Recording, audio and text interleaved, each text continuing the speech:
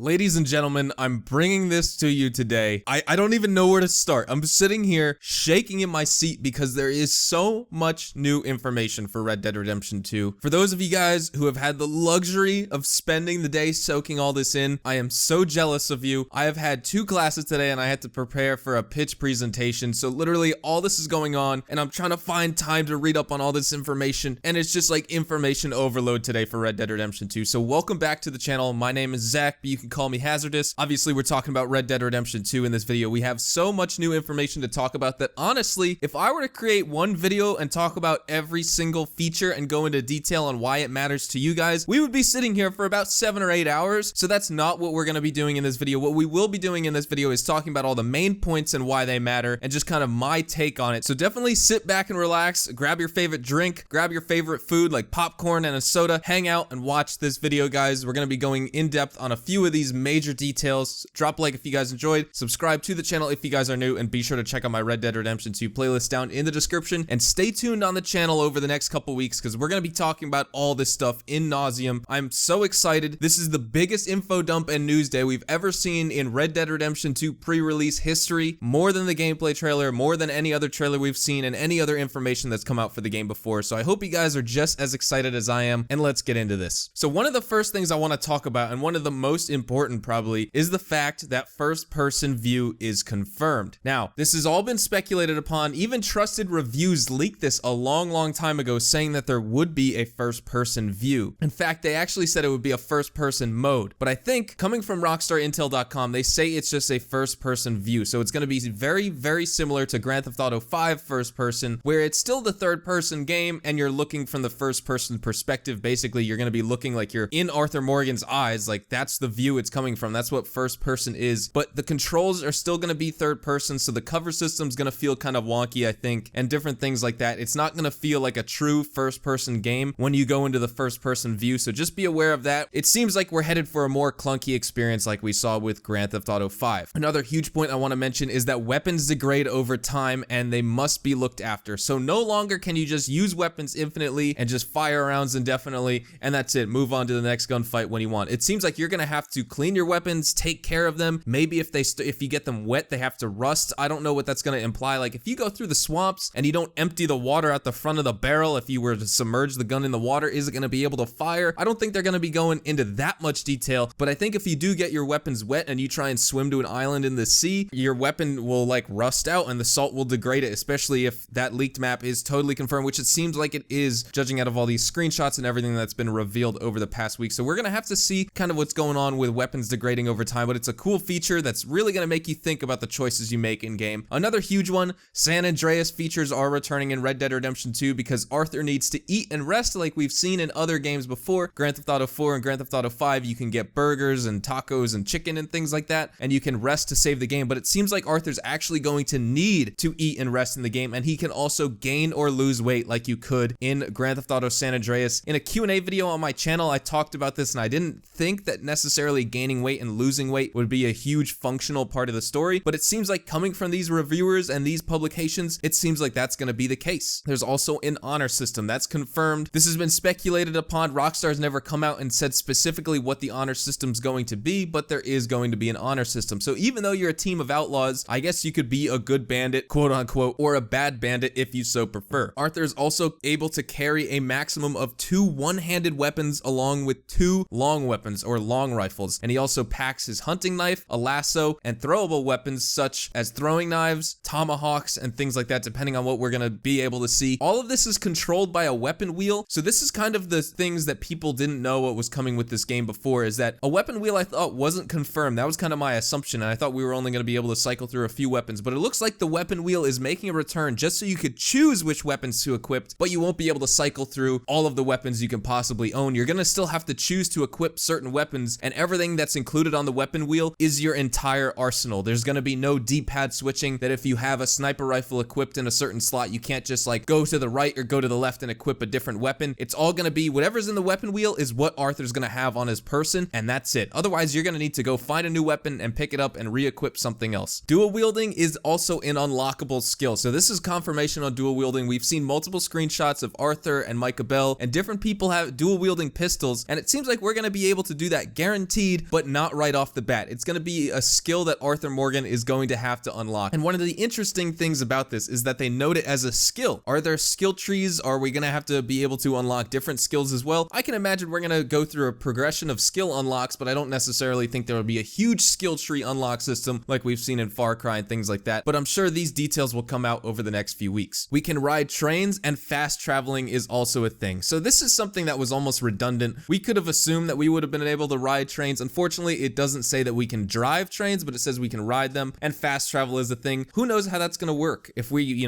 pull up to a stagecoach and we can travel just like we did in Red Dead Redemption 1, that seems kind of like the most realistic thing for Rockstar to do again, and I can imagine that's going to be a thing. The next thing I want to talk about is bonding with your horse and unlocking new moves. So if you bond with your horse, you're going to be able to do more things with your horse. We're going to break this down in future videos. Like I said, these are all just like the need to know things just that we've seen today. More stuff is going to be coming out in the future. We still haven't even seen the second gameplay trailer yet, which is probably going to confirm some of these features in a visual sense, because these are all details coming from the publications and we haven't seen screenshots detailing all these things. But bear with me here, we're going to keep moving on. Heavy gun and clothing customization. We need this for Red Dead Redemption 2. With weapons, we need to be able to customize our weapons because there's a lack of weapons in that time period. I mean, realistically, there's a lot, but it would make it so much better if we were able to customize these weapons as well. We've seen Micah Bell with different pistol grips, etc., and I'm sure we're going to be able to do that. And then customization in terms of clothing. GTA 5 has great clothing customization, but overall, everything is more modern. Now we get to go back in time and equip all these different scarves and white gloves and things like that. A great representation to see what types of clothing and customization will be available in Red Dead Redemption 2, or just inspiration for it. Check out the show Deadwood by HBO. It's an HBO production. Deadwood, it's such a great show. I highly recommend you guys go watch it. But I just got back into watching the show for a second time, and I'm like, wow, I cannot wait to dress Arthur Morgan like all these different people in the show. It's going to be amazing. Also, it's important to know that clothing affects stamina intake. So if you're wearing heavy jackets and things like that in the desert or in the swamps, you're not going to be able to sprint for as long. You're not going to be able to have as much stamina and endurance because you're wearing all these heavy clothing as if you were just, compared to if you were in your pajamas sprinting through. Also, if you were in pajamas sprinting through the cold or a blizzard up by Mount Hagen, I'm sure that's going to affect your stamina as well. So just equip your character with different clothing customization options that's going to be suitable for the environment and the landscape you're going to be traveling in. There are going to be legendary animals. Legendary animals confirmed, whether they're, Sasquatches or mythical animals, I'm not sure, but legendary animals, maybe it just means, the big bear that you battle. There's all the bunch of bears in the bear hunting ground in some part of the map. Just call it, for example, like roads. Maybe there's bears in the forest outside there, but maybe there's one massive one dwelling in a cave that you need to take down. I don't know if they mean that type of legendary animal or if they mean legendary mythical type of animal, like, unicorn Easter eggs or something like that. That's just an example. The next one, horse testicles change size depending on the temperature. I was literally talking with Dean or RDR2 videos about this, like on Twitter, like seconds ago. I thought he was trolling me. Definitely go check out his channel if you guys want. He's killing it with the Red Dead Redemption 2 videos recently. But yes, horse nuts shrink when it's cold out.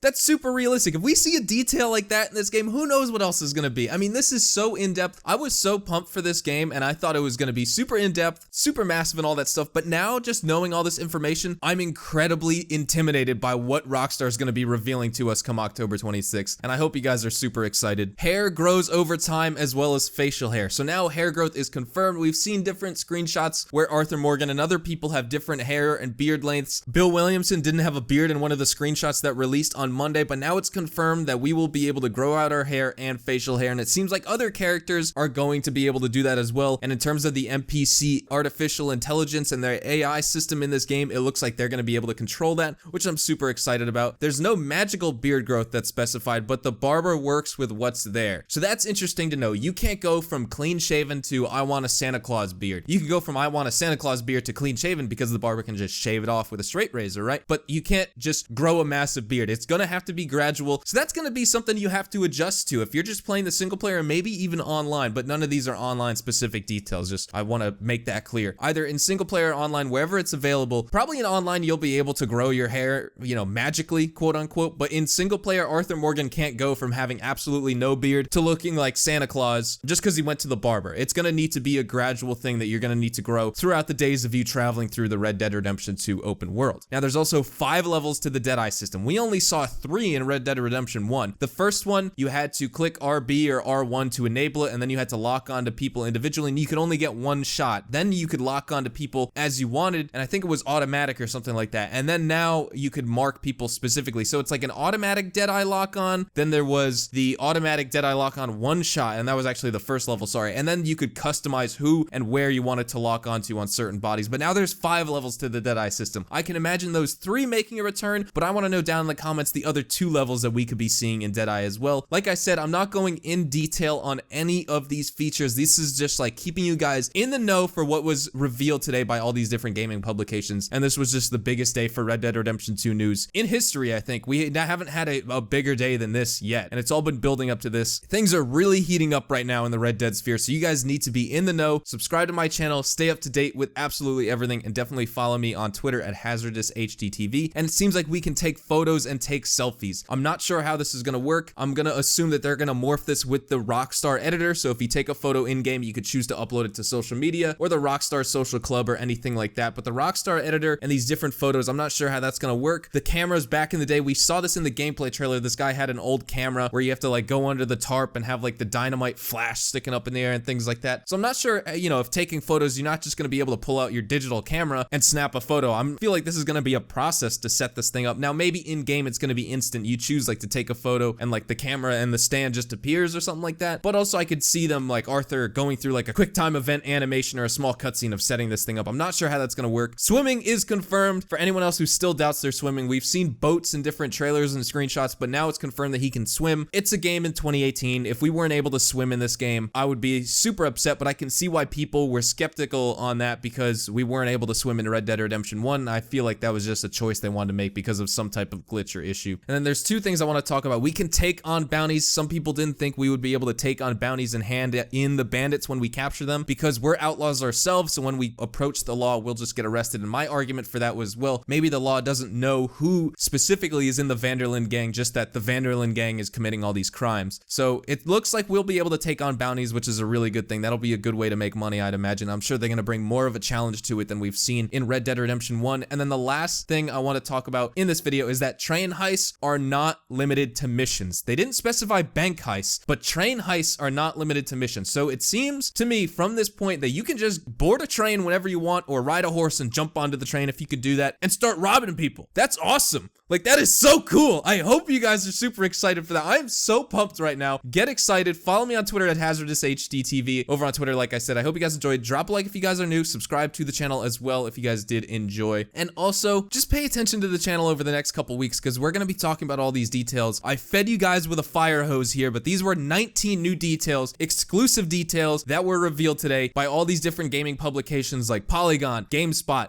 IGN, Every Eye. There's like 25 others. We're going to be taking a look at the new screenshots as well, but this is like what you need to know for today. I hope you guys enjoyed. I hope you guys all have a fantastic day as well, and I will see you all in the next Red Dead Redemption 2 video. Adios, amigos.